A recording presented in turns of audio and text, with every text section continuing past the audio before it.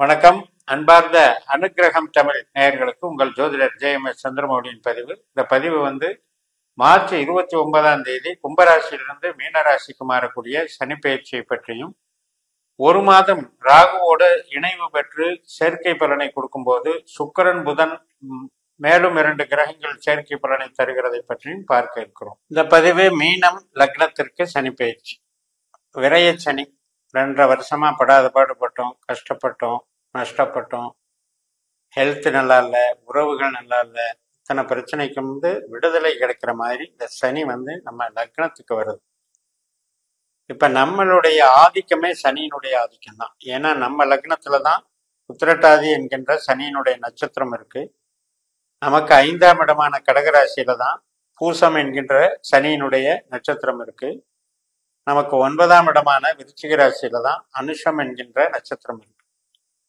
நம்மளுடைய சிந்தனை, செயல்திறன், நம்மளுடைய சந்தோஷம், மகிழ்ச்சி, நம்மளுடைய கலைத்திறமைகள், நம்முடைய குழந்தைகள், அது மாதிரியான ஈடுபாடுகள், ஒரு தர்ம காரியங்களில் ஈடுபடுறது, பூர்வீகம், குலதெய்வம், பெற்றோர்கள், இதெல்லாம் சந்தோஷமா இருக்கிற அமைப்பை கொடுக்கறது சனி. அப்பேற்பட்ட சனி தன்னுடைய சுயபலத்துக்கு வர்றது ரொம்ப ரொம்ப நல்லது.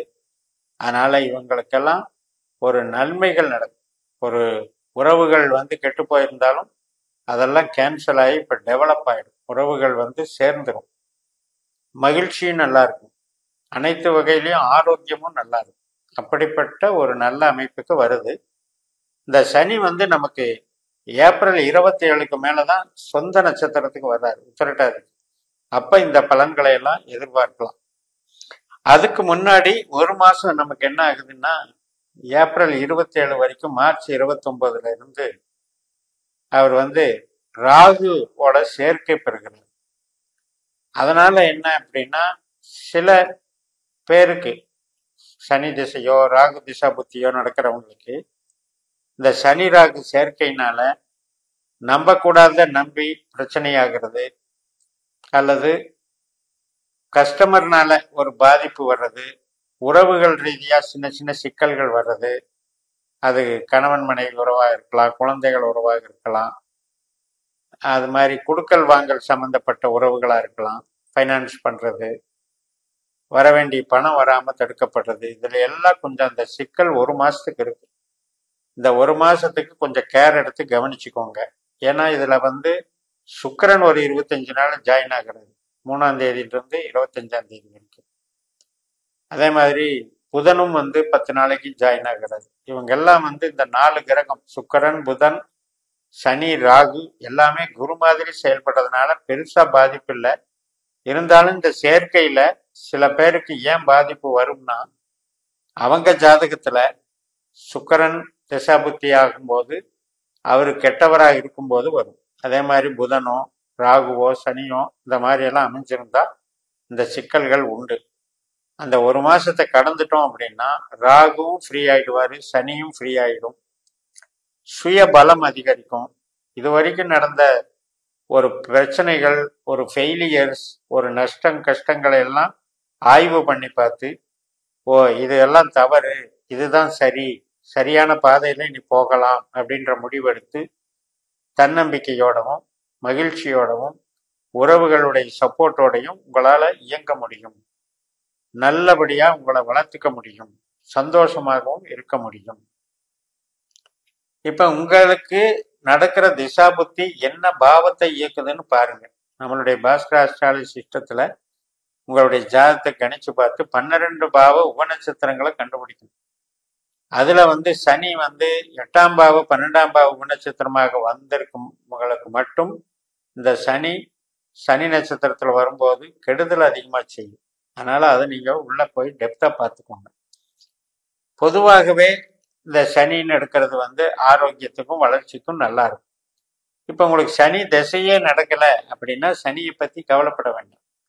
வேற திசை நடக்குதுன்னா அந்த வேற திசை என்ன திசை அப்படின்னு பார்த்துட்டு அந்த திசைக்குரிய கிரகம் இப்ப கோச்சாரத்துல நமக்கு எங்க போகுது, என்ன நட்சத்திரத்துல போகுது, அது என்ன பாவ தொடர்புகளை வச்சிருக்கு, இதை வச்சுதான் நமக்கு உண்மையிலேயே நம்ம கேள்விக்கு சரியான பதில் கிடைக்கும். அந்த மாதிரி நீங்க பயன்படுத்துங்க. இப்ப இது நாள் வரைக்கும் 2.5 வருஷமும் சனி பலத்தை இழந்திருக்காரு.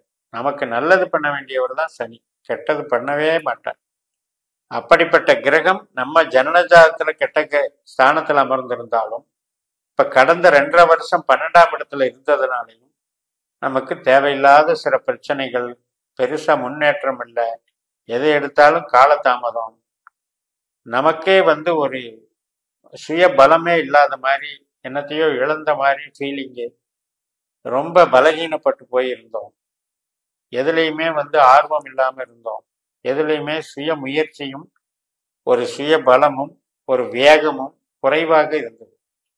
இப்ப அதெல்லாம் விலகி சனி நட்சத்திரத்துக்கே வரும்போது புதிய யுக்திகளை கையாளக்கூடிய அறிவு நம்மளுக்கு வேலை செய்யும்.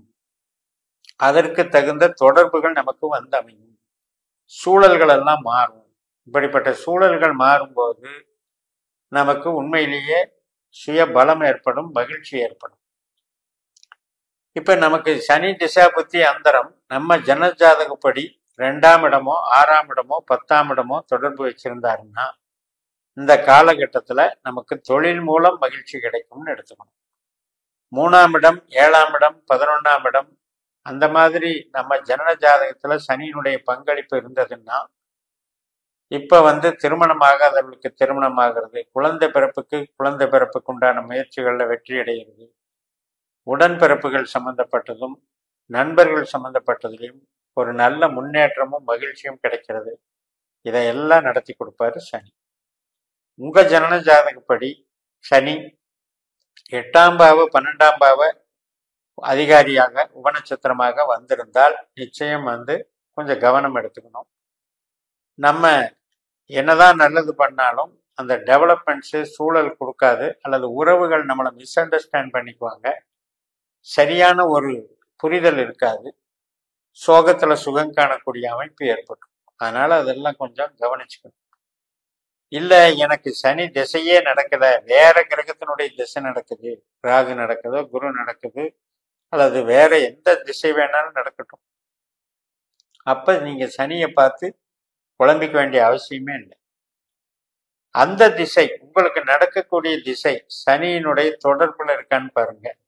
இல்லைன்னா அந்த கிரகம் நமக்கு இப்ப நம்ம சொன்ன மாதிரி நம்ம ஜாதகத்தை கணிச்சு வச்சுக்கிட்டு 12 பாவத்துல எந்த பாவத்தை இயக்குற திசையா இருக்குன்னு பார்த்தீங்கன்னாலே உங்களுக்கு தெரிஞ்சிடும்.